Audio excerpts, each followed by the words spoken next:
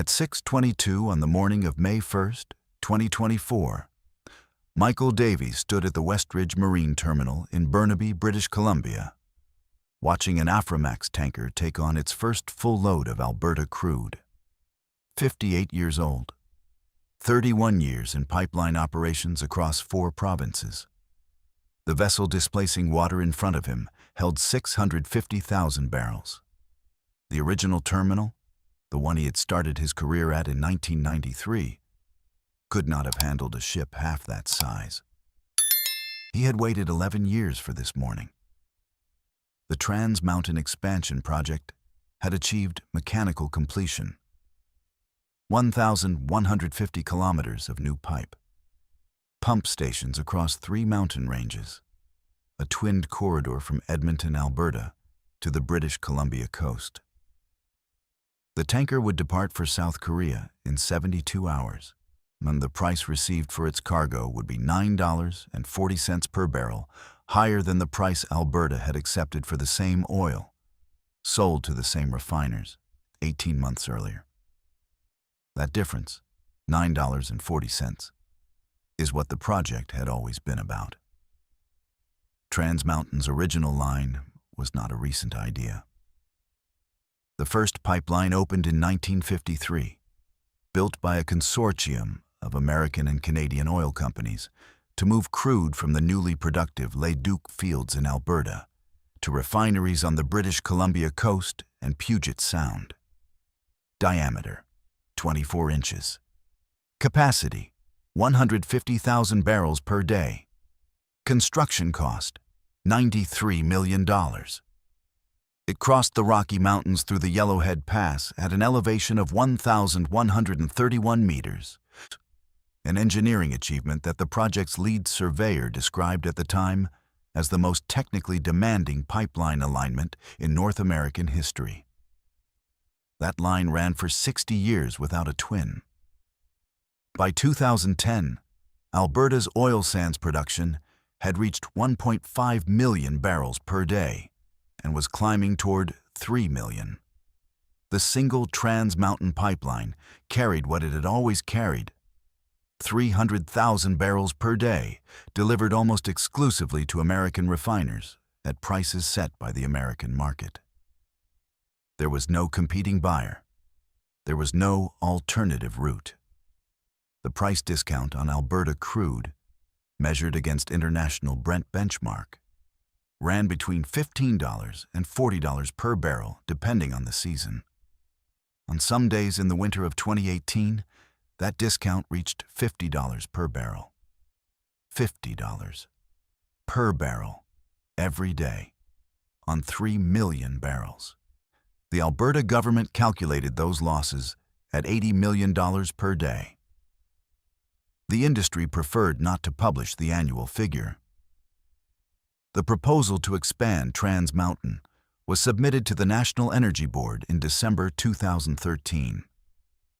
Kinder Morgan Canada, the pipeline's owner at the time, proposed twinning the existing corridor with a second pipe of 36-inch diameter. Larger bore, higher pressure, modern composite coating, running parallel to the original alignment from Edmonton to Burnaby. The expanded system would carry 890,000 barrels per day.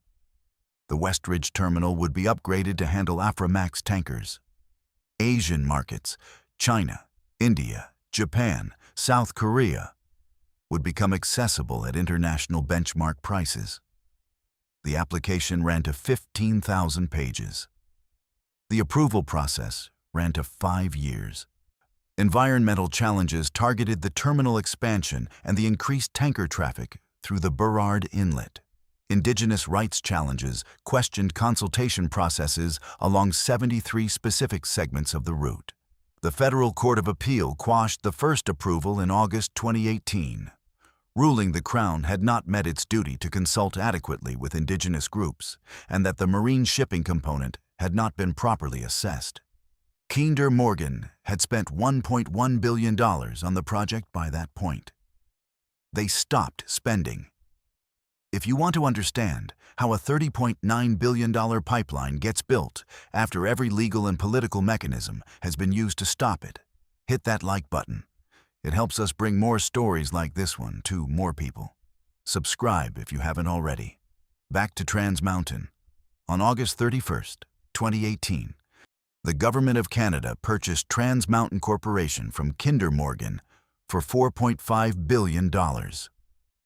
The price included the existing operating pipeline, the expansion project assets accumulated to that point, and the terminal facilities at Westridge. The Crown had never purchased a pipeline before. The rationale was direct. The project was in the national interest, private capital had withdrawn under legal uncertainty, and without intervention, the corridor would not be built. The acquisition was announced on a Thursday. By the following Monday, approximately 340 federal economists had begun the work of assessing whether the purchase made financial sense. They concluded it did. Barely. Under optimistic oil price assumptions.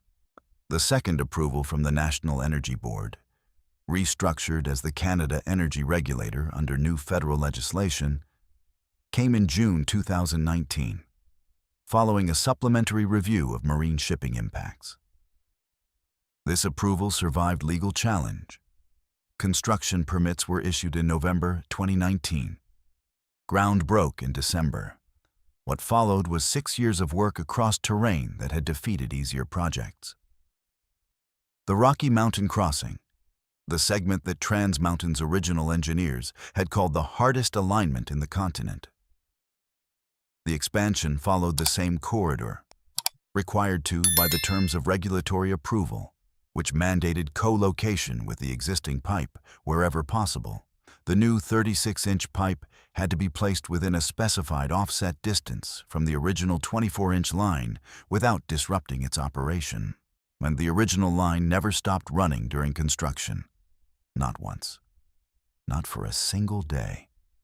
At Rogers Pass in British Columbia, crews worked at elevations above 1,300 meters in temperatures that dropped to minus 38 degrees Celsius in January 2021. Pipe sections 12.2 meters long had to be welded in heated tents because the ambient temperature would cause the steel to contract before welds could set. Each completed weld required ultrasonic inspection before the next section could be added. The progress rate through the Rogers Pass segment: 400 meters per day on good days. 1 kilometer of pipe, 3 days of work, for 28 kilometers of mountain crossing. The crew working that segment included 312 workers operating across 3 shifts. They worked through Christmas 2020. Through the January cold snap of 2021 that shut down highway traffic in both directions through the pass. Through a rock slide event on February 14th, 2021, that buried 180 meters of completed trench and required a full re-excavation. They did not lose the alignment. The Coquihalla segment presented a different problem. The pipeline crosses the Coquihalla River 11 times between Hope and Merritt. Crossings that require directional drilling beneath active watercourses, a technique that uses a rotating drill head to bore a curved tunnel beneath the riverbed without disturbing the surface. Each crossing took between 3 and 6 weeks. Each required real-time monitoring of drill fluid pressure to prevent what engineers call a frack out, an uncontrolled breach of drilling fluid into the river environment. 11 crossings, 0 frackouts. At the Nicola River crossing near Merritt, the drill head encountered an unexpected subsurface boulder formation at a depth of 14 meters that deflected the bore path 1.7 degrees off centerline. The deviation, if uncorrected, would have placed the pipe too close to the riverbed substrate to meet regulatory burial depth requirements. The crew pulled the drill string back 240 meters and re-entered on a corrected angle. The crossing took 47 days. Regulatory inspectors were on site for 44 of those 47 days. By January 2024, the pipe was in the ground.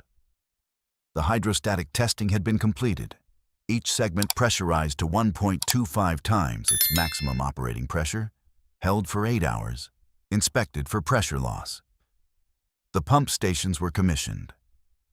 Burnaby Mountain Tunnel and the 2.6-kilometer bored rock tunnel through the last ridge before the Westridge Terminal had been completed in December 2023 after 22 months of excavation using a 3.5-meter diameter tunnel boring machine named Digby. First oil reached the expanded Westridge Terminal on April 10, 2024. The terminal's expanded berth infrastructure could now handle vessels of 850,000 deadweight tons. The original terminal had been built for 70,000. When Michael Davies watched the first Aframax tanker loading on May 1st, the vessel carried crude destined for the GS Caltex refinery in Yeosu, South Korea. Travel time from Burnaby to Yeosu, 21 days. The cargo had been sold at dated Brent minus $1.80 per barrel, a fraction of the discount Alberta producers had accepted for decades selling into landlocked American markets. For that cargo, the price advantage over the American alternative was $9.40 per barrel. On 650,000 barrels, that represented $6.11 million in additional revenue. For a single voyage, for a single tanker. The numbers that surround Trans Mountain are not abstract.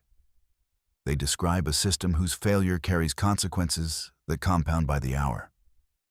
The pipeline carries approximately 890,000 barrels per day at full throughput, 24% of Alberta's total daily production. The Alberta government has modeled the economic impact of an unplanned shutdown in a document not released publicly, but cited in regulatory submissions. $30 million per day in direct production value losses, rising to $47 million per day after 30 days as upstream production cuts cascade through the supply chain. For a 90-day shutdown, the duration of a prolonged legal injunction or major infrastructure failure would represent $3.9 billion in economic impact to a provincial economy of $407 billion. Those numbers are why the government bought it. That is the answer to the question that critics asked in 2018 and still ask today. Why does a federal government own a pipeline? Because when the system that moves 24% of a province's oil production becomes too contested for private capital to build, the alternative is not a cleaner energy future. The alternative is $30 million per day, accumulating with no mechanism to stop. Michael Davies retired from Trans Mountain Corporation on September 15, 2024. His final assignment had been commissioning oversight for the Westridge Terminal expansion, the work that culminated in the May 1st first loading. He submitted his retirement notice the morning after that loading. 31 years, 6 pump stations commissioned, 2 system expansions, 1 purchased by the Crown. He lives in Abbotsford, British Columbia, 40 minutes from the terminal where he stood on May 1st.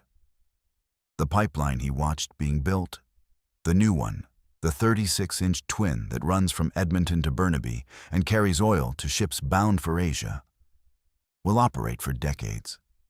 Its capital cost of $30.9 billion will be recovered through tolls paid by shippers, modeled over a 20-year horizon at throughput levels that the Canada Energy Regulator has affirmed are commercially supportable.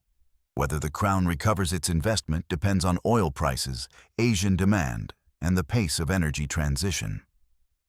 Those 3 variables sit outside any pipeline's control, where what is within control, what was always within control, from the first permit application in 2013 to the last weld in the Burnaby Mountain Tunnel in 2023, was whether the pipe got built, whether the option existed, Whether Alberta's oil had somewhere to go besides the single market that had discounted it for 40 years.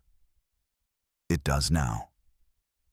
That is what 1,150 kilometers of pipe through 3 mountain ranges, 11 river crossings, and 6 years of construction delivered.